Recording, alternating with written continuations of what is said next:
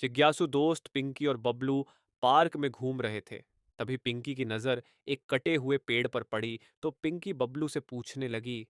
बबलू, ये एक पेड़ हरा केस है, ये एक पेड़ सूखा हुआ केस है। ऐसा इसलिए क्योंकि सूखा हुआ पेड़ किसी ने काट दिया है और अब उसमें जान नहीं रही। तो क्या पेड़ों में जान होती है? हाँ पिंकी, पेड़ों में भी हमारी तरह जान होती है। मतलब पेड़ भी हमारी तरह सांस लेते हैं और खाना भी खाते हैं। हाँ पिंकी, पेड़ भी हमारी तरह सांस लेते हैं और खाना भी खाते हैं। भला पेड़ कैसे खाना खा सकते हैं? पेड़ अपना खाना खुद बनाते हैं और खाते भी हैं, लेकिन हम इंसानों की तरह ना ही बनाते हैं और ना ही खाते हैं। तो फिर वे कैसे बनाते और खाते हैं? वो अपना खाना फोटोसिंथेसिस प्रोसेस से बनाते हैं। तो चलो आजा तुम्हें फोटोसिंथेसिस के बारे में बताता हूं। पहले हम कहीं बैठ जाते हैं, घूमते घूमते थक गया हूं, तो सुनो, घास, पौधे, पेड़ और सारी हरी भरी चीजें अपना खाना खुद बनाते हैं। वे सब अपना खाना अपनी पत्तियों में बनाते हैं। क्या उनको भी हमारी तरह आटा, पानी और सब्जियों की जरूरत पड़ती होगी? हाँ हाँ हाँ, नहीं पिंकी, वह अपना खाना कुछ अलग तरीके से बनाते हैं। वे अपना खाना क्लोरोफिल, सूरज की रोशनी, पानी और कार्बन डाइऑक्साइड से बनाते हैं। पौधों के हरे हिस्सों में क्लोरोफिल होता है, जो सूरज की रोशनी को ट्रैप करता है।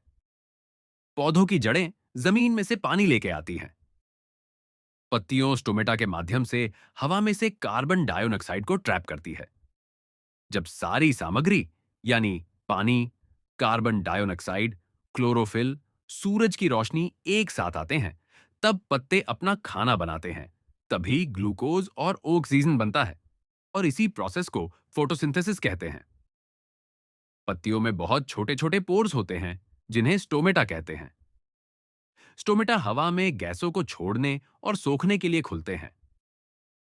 पूरे पौधे के लिए खाना पत्तियों में बनता है, इसीलिए पत्तियों को पौधे का किचन कहा जाता है। ग्लूकोज पत्तियों द्वारा पौधे के सभी हिस्सों में पहुंचाया जाता है और ऑक्सीजन हवा में छोड़ी जाती है। इंसान, जानवर, पक्षी ऑक्सीजन लेते हैं और कार्बन डाइऑक्साइड छोड़ते हैं, जिसका इस्तेमाल पौधे खाना बनाने के लिए करते हैं।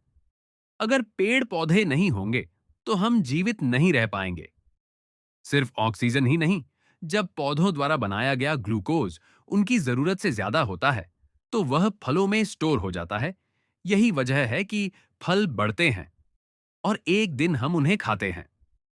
पौधे हमें जीने में मदद करते हैं, इसीलिए हमें पौधों को बेवजह नहीं काटना चाहिए।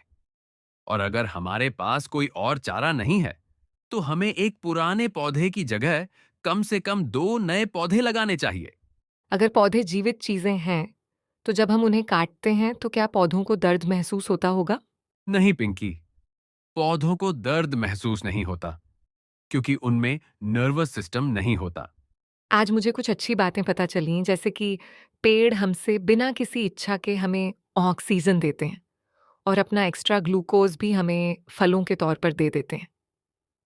इससे हमें ये सीख मिलती है कि हमें भी एक दूसरे के साथ अपनी एक्स्ट्रा चीजें शेयर करनी चाहिए।